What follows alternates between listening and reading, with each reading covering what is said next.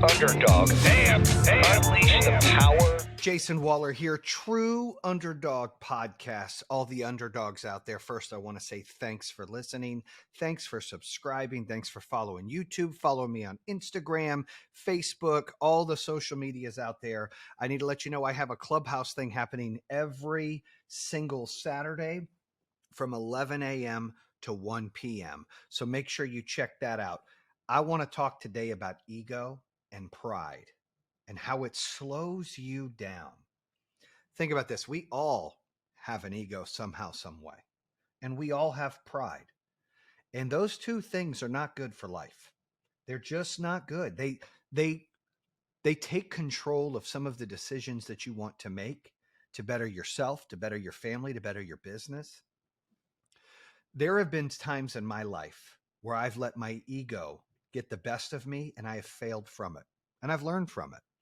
One of the times is when I first started running my own company. I had a lot of people who had college education. They were smarter than I was. I didn't finish high school or college, and they worked for me, and I was intimidated, and I struggled, and my insecurities got the best of me. And I then realized after, that I got pushed in the corner and we couldn't grow the company and people didn't want to listen. I had to take control, and I had to have some confidence, and I had to have some swag, and I had to be the leader that they needed me to be. So what did I do? I made an example out of a couple of reps that didn't want to do their job. I fired them. I took control. I started hosting sales meetings. I started having confidence. I started building trust and value in the employees to believe in me, for me to believe in them. And I pushed my insecurities to the side. But what happened was, as I continued to grow the business, ego got in my way. Ego then took control that I was invincible. I came from this insecure sales rep, non-college educated person to run a business that's now profitable. This is back in home security days from about 05 to, I ran a home security businesses from 05 to 2014. And during that transition, this ego came up into my life where I thought, I can fucking handle anything. I can overcome anything. I'm the shit. I know everything. And that wasn't the case.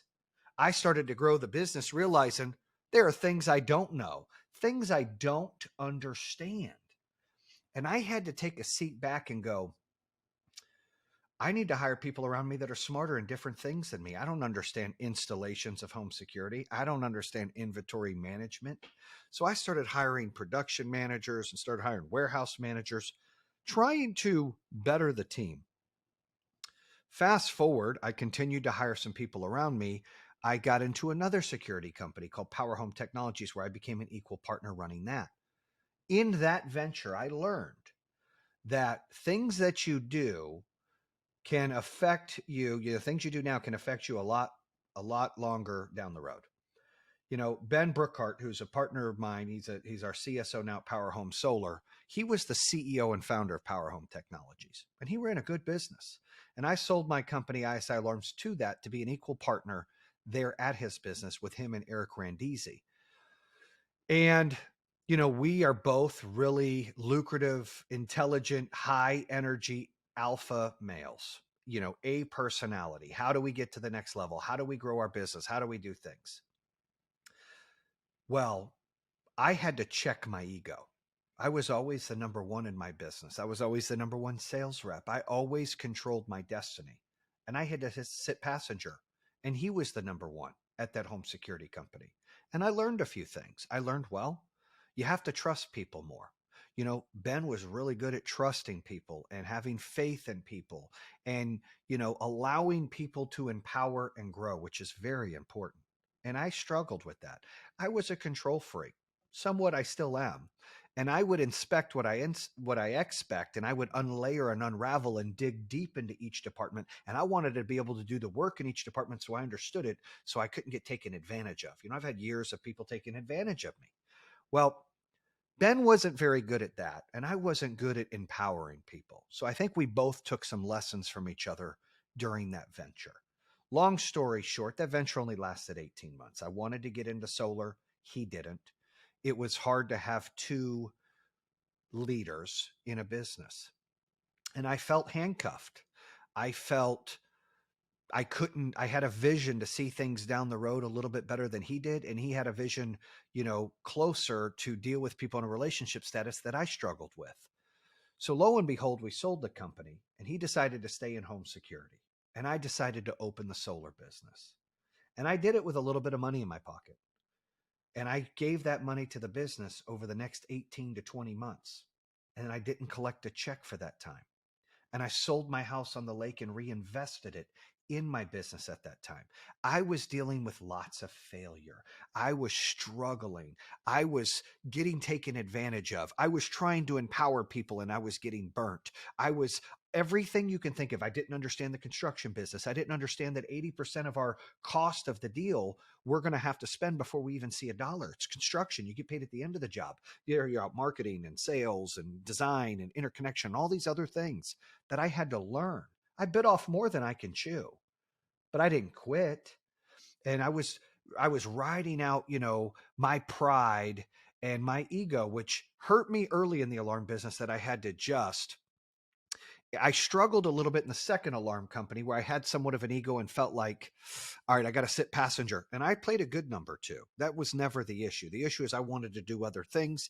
They wanted to stay in home security.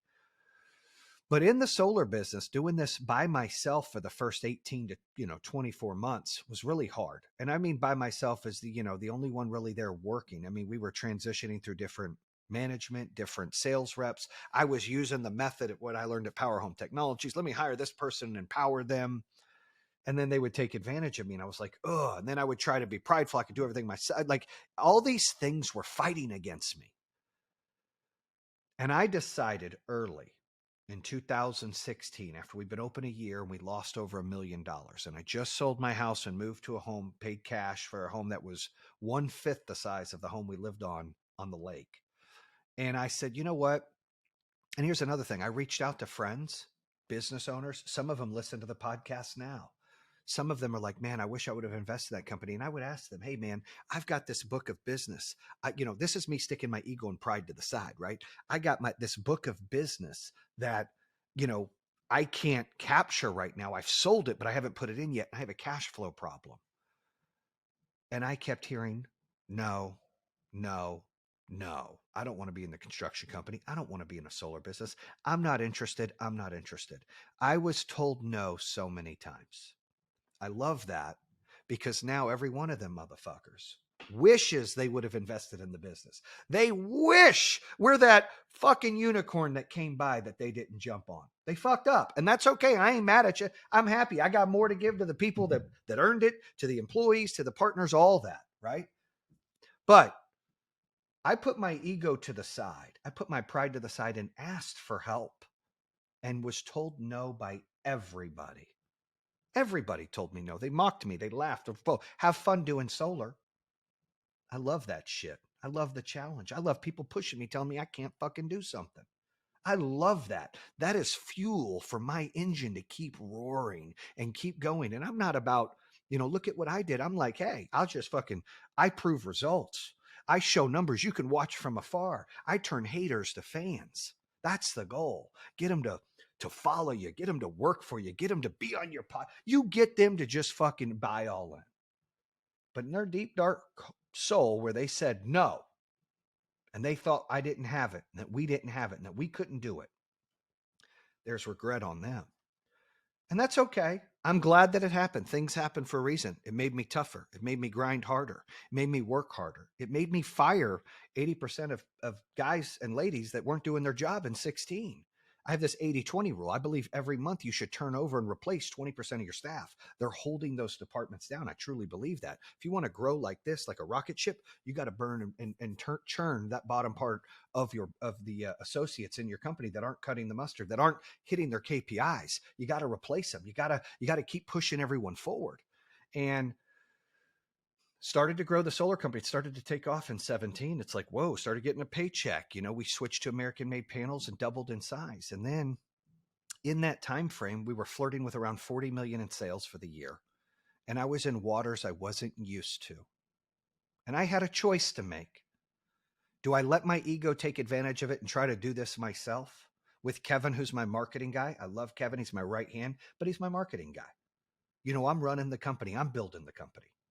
I've got account managers. I don't really have a CFO. We really don't have a president. We don't have a big corporate structure. Do I hire someone to take this to the next level and bring in a private equity partner? What do I do? And I remember 4th of July weekend in 2017. I sat there thinking about it. I was in Myrtle Beach at a beach house with my family. And I said, in order for me to get to the next level, I've got to bring people in smarter than me. I've got to put my ego, my pride to the side. You can't be Superman and run a business. You got to be the Avengers. You got to have a team around you that's smarter than you at other aspects of the company. You got to protect the brand. I didn't even know what the fuck EBITDA was till 2 years ago. I say that all the time. That's a fact. I didn't learn that till 2017, 2018 timeframe. I just didn't. And that's okay that I didn't. But what I did learn and what I did figure out is that if I can find somebody that can be fully vested, fully interested in the growth of our business and care and love it as much as me, but they had credentials and experience and wisdom that I don't have, it would only better me and better the company. So I brought in our president, Steve Murphy.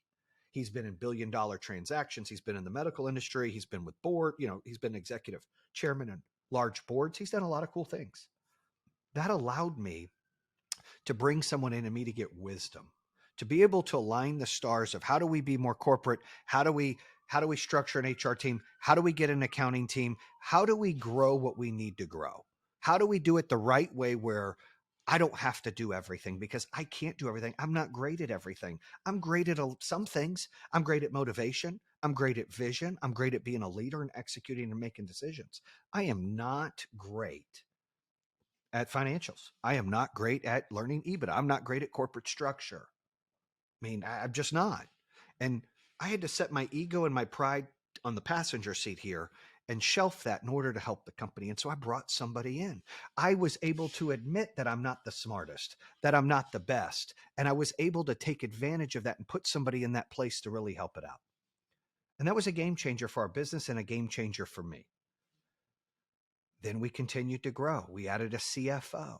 We added a chief sales officer. I brought Ben back. Ben went and did home security for 5 more years. We grew this company that's worth several $100 million to $1 billion business. And he gets out of the security business and, he's like, hey, I'm going to go start a solar company. I'm like, hell no. Come over here and join it and listen to this. He was the number one at Power Home Technologies. I had my company, he had his company. We came together and joined his company, and I had to sit passenger. In order for him to come work for me, he had to feel like a partner. He had to be respected like a partner. He had to have some gain share options. He had to be able to have a seat at the table. But he had to sit number 2. And he does sit number 2. And he's here to testify, not on this podcast, but he has testified on other podcasts and in life, that sometimes you have to shelf your ego. Sometimes you have to shelf your pride in the better for yourself and the better for the whole business and what's great for everybody. And I was a good number 2, and Ben was a good number 1, but I'm a great number 1, and he's a great number 2. And that makes us that much more effective. Now, I've got a great team. And today's lesson really for you guys to hear is you've got to put that ego to the side. You have got to put your pride to the side. And you've got to do what's best for the masses, for the majority of your team. Maybe you're in sales and you're like, hey, this guy's better than me, but maybe I can get him promoted and I'll move up. It's about building and developing leaders. It's about building a brand. It's about doing the right thing. And it's about staying focused and not letting ego and pride affect your decision. It's not about you or what you look like or who you are, or what position you hold. Life and business is like a puzzle, and every piece is completely different, but you need every piece to complete the puzzle. And it's important that you realize you can't do things alone. You can't work and build a business alone. You can start it, you can get it going. But if you want to take it to the next level, you're going to need to bring partners or executives or people better than you in different areas to be better. You can't be in a family and marriage alone. Sometimes you need someone to talk to, a friend, a therapist, a doctor, a family member. We're human beings and we are here to have each other's backs, but you can't hold everything in. Whether it's in business, you can't do everything. Whether it's in life, you can't hold and do everything. People want to be able to help each other out. People want to be able to be that puzzle and make it fit perfectly. So that's the message for today. Put that ego, put that pride shit to the side, build your business the right way, build your business for you, for your brand, for your people, and for the future. As long as you stay to that message and you stay to that grind, you will be successful. Bam! And that concludes another episode here on True Underdog. If you're interested in hearing more, make sure you subscribe at iHeartRadio, Spotify, Apple Podcasts, or the YouTube channel. You can always visit TrueUnderdog.com, subscribe to all of them. Make sure you check out our newest episodes coming out on Mondays and Thursdays. True Underdog, baby. Bam!